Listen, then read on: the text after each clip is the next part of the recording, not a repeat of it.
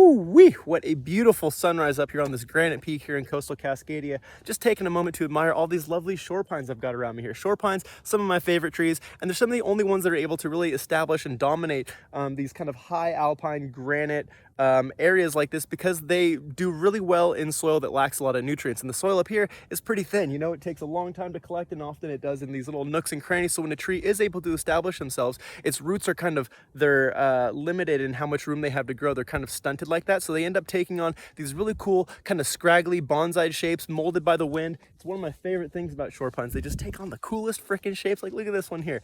Another really cool thing about shore pines, Pinus contorta variant contorta, compared to their siblings lodgepole pines, Pinus contorta variant latifolia, which tend to grow more interior in the province, they grow really straight up, is that lodgepole pines rely on high heat to crack their seed cones open and spread their seeds around, often which comes in the form of frequent low intensity fires that also clears the understory and makes room for those seeds to find places to land and germinate and create new saplings, the next generation of forest. But out here, those sort of fire regimes aren't as frequent, so these trees don't rely on it. Instead, the wax within their seed cones is much softer, and it's able to crack open after just, you know, a hot summer day. So out here you can see that these seed cones of these shore pines are all starting to crack open because we've had a really long, great stint of hot, dry weather, making room to spread their seeds and get the next generation of trees going. Pretty dang cool.